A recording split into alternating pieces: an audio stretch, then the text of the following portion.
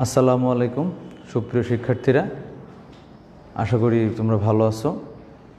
আজকে তোমাদের উচ্চতর গণিতের অনুশীলনী 2-এর কিছু গুরুত্বপূর্ণ অঙ্ক নিয়ে হাজির হয়েছি। আজকে আমরা যে অঙ্কগুলো শিখব সেখান থেকে পরীক্ষায় বেশ কিছু অঙ্ক আসলে আসে, তার কিছু অঙ্ক নিয়ে আমরা আজকে কাজ শুরু করতেছি। আশা করি তোমরা উপকৃত হবে। আমরা প্রথমে একটা ফাংশন নিচ্ছি, ধরো fx = x² - 3x + 2। এই যে ফাংশনটা, একটা জিনিস খেয়াল করো, এই ফাংশনে আমি যদি এখানে দেখো আমাদের আসলে উৎপাদক যদি আমরা করতাম তাহলে x - 1 × x - 2 হতো এর উৎপাদক দুইটা। আবার এই ফাংশনটা যদি 1 বসাই, ফাংশনের মান 1 - 3 + 2, এটা মানে হচ্ছে আমাদের 0। f(2) যদি বসাই তাহলে 2² মানে 4 - 3 × 2 + 2 অর্থাৎ 4 - 6 + 2 = এটাও 0। খেয়াল করো এখানে যে দুইটা আমরা জিনিস দেখলাম যে এক্সের মান যখন আমরা 1 বসাচ্ছি তখন এটার মান 0, এক্সের মান 2 বসালে এটার মান 0। তাহলে আমরা এখান থেকে একটা বলতে পারি যে কথাটা, সেটা হলো যে x - 1, আমরা এটা শিখছি আগেও, x - 1 fx-এর একটি উৎপাদক। একইভাবে x - 2 সেটাও কিন্তু একটা উৎপাদক। কারণ কি? কারণ হচ্ছে x-এর পরিবর্তে 1 বসালে এই ফাংশনটার মান 0 দিচ্ছে, এখানেও x-এর পরিবর্তে 2 বসালে এটার মানও 0 দিচ্ছে। তাহলে তাই যদি হয় আমরা কিন্তু বলতে পারবো তখন x - 1 x - 2 একটা উৎপাদক। এরপরে আমাদের যেটা লাগবে সেটা হলো ভাগশেষ উপপাদ্য। আমরা ধরো এই ফাংশনটাতেই আমরা x-এর জায়গায় এই 2 এর জায়গায় ধরো 5 দিলাম। 5 যদি দিই তাহলে এখানেও 5 হবে, এখানেও 5 হবে। তাহলে দেখো আসলে এখানে যোগ বিয়োগ যদি তুমি করো তাহলে কিন্তু আর 0 হচ্ছে না, 3 হচ্ছে, এখানে হচ্ছে 4 5 9 3, এখানেও কিন্তু 3 হচ্ছে। খেয়াল করো এই যে অন বসানোর পরে আমরা যেটা পাচ্ছি আসলে সেটা কি? সেটা হলো এই ফাংশনটাকে যদি আমি x - 1 দিয়ে ভাগ করতাম, ভাগ করলে যে ভাগশেষটা থাকতো সেটা হচ্ছে আমার এই 3। কি বললাম? যেমন আগে 1 বসালে 0 হয়েছিল তখন বলছিলাম কি x - 1 ফাংশনের একটা উৎপাদক। আর যখন 1 বসাচ্ছি কিন্তু এটা 0 হচ্ছে না, তখন আমরা কি বলছি যে এই ফাংশনটাকে যদি আমরা বা এই বহুপদীটাকে যদি আমরা x - 1 দিয়ে ভাগ করি তাহলে ভাগশেষ থাকবে 3। একইভাবে 2 দিয়ে ভাগ করলেও 3 থাকতেছে। তাহলে মানে আমরা এটা দিয়ে আসলে কি বের করলাম? ভাগশেষ বের করলাম। তাহলে এটা একটু মাথায় রেখো। আমরা এবার একটা অঙ্কে যাচ্ছি। তোমাদের বইয়ের অনুশীলনী 9-এর যে উদাহরণ 9-এর যে অঙ্কটা আছে সেই অঙ্কটাতে যাচ্ছি আমরা। সেখানে দেখো আছে উদাহরণ 9, px = আছে x³ + 5x² + 6x + 8। এই ফাংশানে আমাদের খেয়াল করো আমাদের অঙ্কে যেটা বলছে এই যে বহুপদীটা, এই বহুপদীটাকে যদি আমরা x - a দিয়ে ভাগ করি এবং x - b দিয়ে ভাগ করি তো দুই ক্ষেত্রেই একই ভাগশেষ থাকবে। যেমন একটু আগে আমরা দেখছিলাম x = 1 বসালেও 3 থাকে, x = 2 বসালেও 3 থাকে। সব ক্ষেত্রে থাকবে তা না, কিন্তু যে আমরা দেখতে পাচ্ছি যে এখানে আমাদের তাহলে আমরা দেখো যখন x - a দিয়ে যদি আমরা ভাগ করি তাহলে p(a) হবে ভাগশেষ। সেক্ষেত্রে p(a) কত? a³ + 5a² + 6a + 8। আর যখন x - b দিয়ে ভাগ করব তখন p(b) হবে আমাদের ভাগশেষ, সেটা হবে b³ + 5b² + 6b + 8। এখন আমাদের বলছে কি এই ভাগশেষ দুইটা সমান যদি হয় তাহলে একটা প্রমাণ দিছে আমাদের। তা আমরা একটু দেখি যে সমান হয় আসলে। প্রশ্ন অনুসারে p(a) = p(b). সেক্ষেত্রে আমরা কি লিখতে পারি a cube plus 5a square plus 6a plus 8 equal to b cube plus 5b square plus 6b plus 8। আমরা এক পাশে নিয়ে আসলাম সব কিছুকে a cube minus b cube plus 5 into a square minus b square plus 6 into a minus b equal to 0। এটাকে আমরা সূত্র লিখতে পারি a minus b into a square plus ab plus b square. এখানে লিখতে পারি 5 into a plus b into a minus b, আর এখানে লিখতে পারি 6 into a minus b equal to 0। সবগুলোতে খেয়াল করো a মাইনাস b, এখানেও a মাইনাস b, এখানেও a মাইনাস b আছে।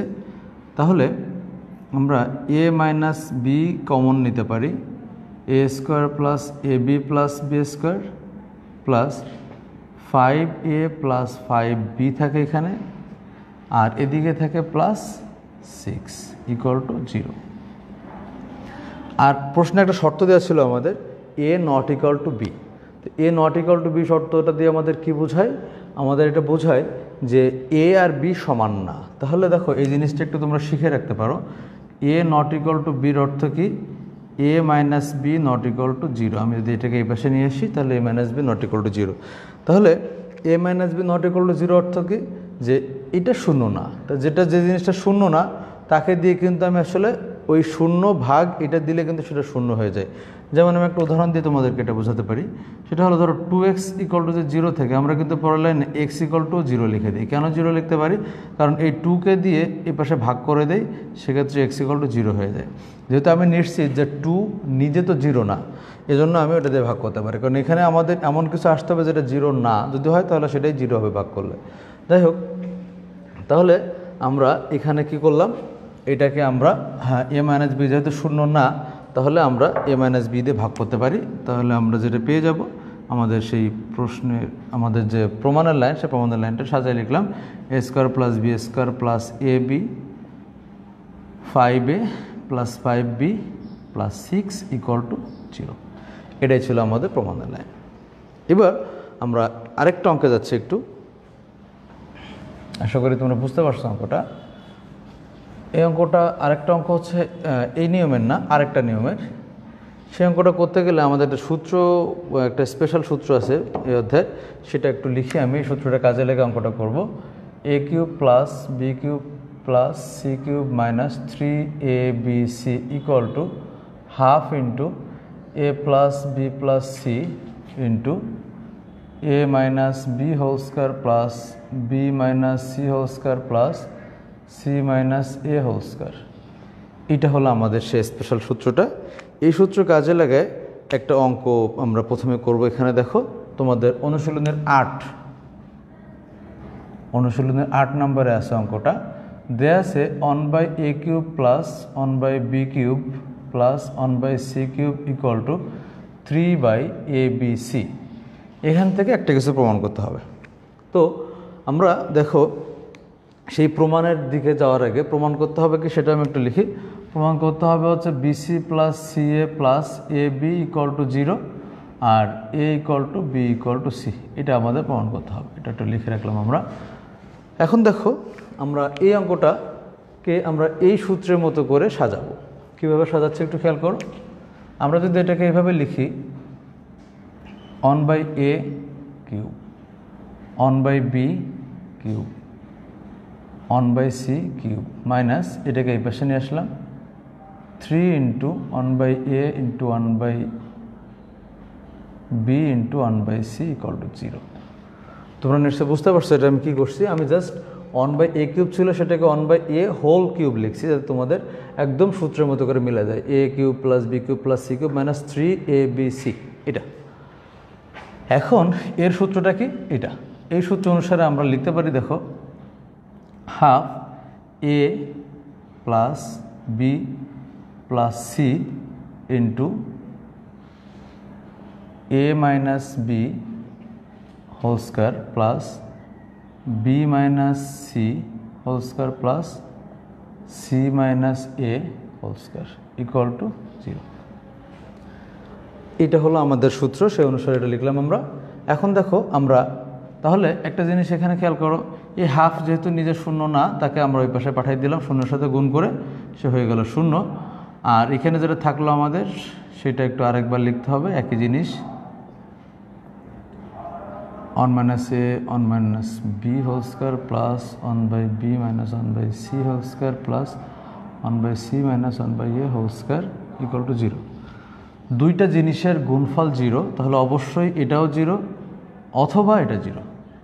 তাহলে আমরা লিখতে পারি অতএব 1/a plus 1/b plus 1/c equal to 0 হতে পারে, অথবা হতে পারে এটা ইকুয়াল টু 0। তার মানে 1/a - 1/b square plus 1/b - 1/c whole square plus 1/c - 1/a whole square equal to 0।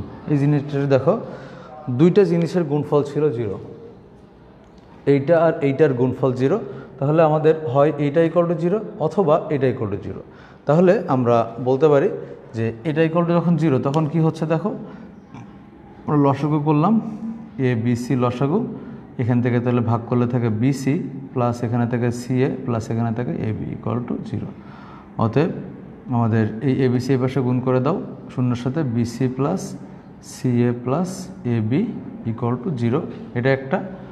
আর ডান পাশে যেটা আছে সেটা একটু মানে বোঝার গুরুত্বপূর্ণ, ব্যাপারটা একটু খেয়াল করো। প্রত্যেকটায় একটা করে স্কোয়ার আছে, 1/a square a - 1/b whole square plus 1/b - 1/c whole square plus 1/c - 1/a whole square equal to 0। একটা জিনিস তোমরা খেয়াল করো, তিনটা স্কোয়ার জিনিস তাদের আবার যোগফল ইকুয়াল টু 0 হওয়া কি সম্ভব? তুমি ধরো 1কে স্কোয়ার করো, 1 স্কোয়ার প্লাস 2 স্কোয়ার 3 স্কোয়ার, দেখো শূন্য হচ্ছে না। আবার মাইনাস কিছুকে স্কোয়ার করো, সেটাও প্লাস হয়ে যাচ্ছে। সব কিছুকে আসলে স্কোয়ার করার পরে প্লাস হয়ে যায় এবং যোগ করলে আসলে শূন্য হয় না।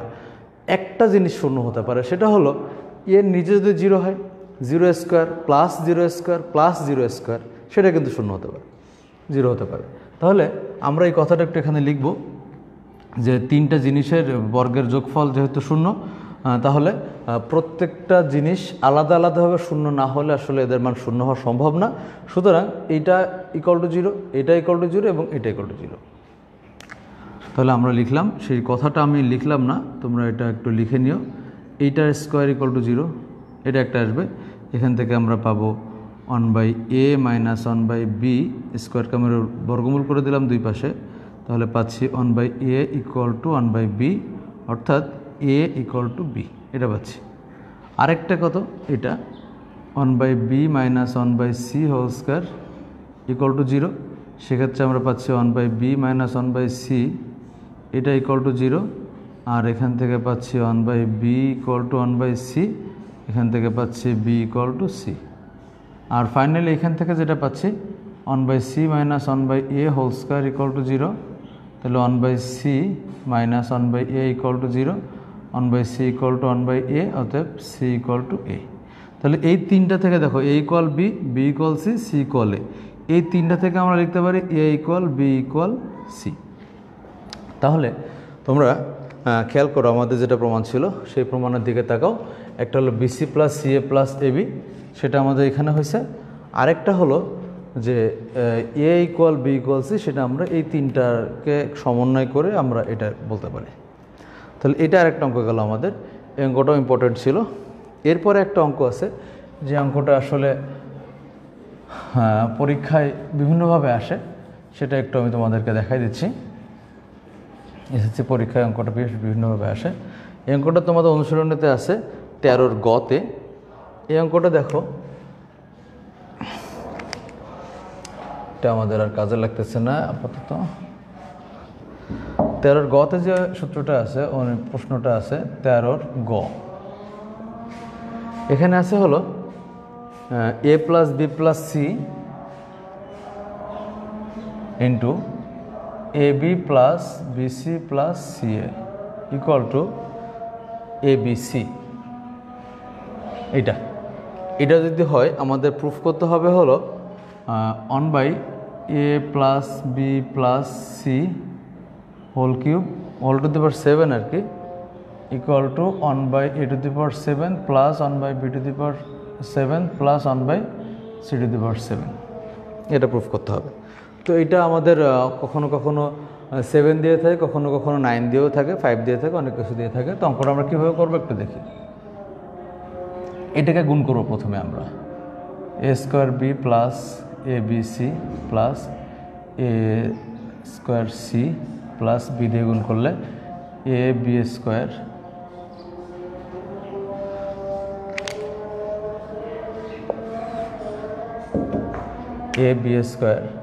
Plus b² c plus abc plus c দিয়ে গুণ করলে abc plus bc² plus ac² minus abc equal to 0। ওইটাকে এই পাশে নিয়ে আসলে abcটাকে, ওর একটা abcর সাথে এই একটা abc কেটে দিলাম। বাকি যা কিছু থাকে খেয়াল করো, সেটা হলো আমাদের এখান থেকে যেটা কমন নিতে হবে আর কি। কমন নিয়ে আমাদের একটা ফর্মে আসতে হবে। তো আমরা ধরো কমন নিলাম হচ্ছে এখান থেকে এবি যদি কমন নেই তাহলে কি থাকে, এবি কমন নিলে থাকে বি, এখানে থাকে সি। এদিকে দেখো কোথাও এবি আছে কিনা, এই দুইটাতে এবি আছে, আবার এই দুইটাতে এবি আছে, তাহলে এখান থেকেও থাকবে বি প্লাস সি। আবার দেখো এই দুইটা থেকে যদি আমরা কমন নেই,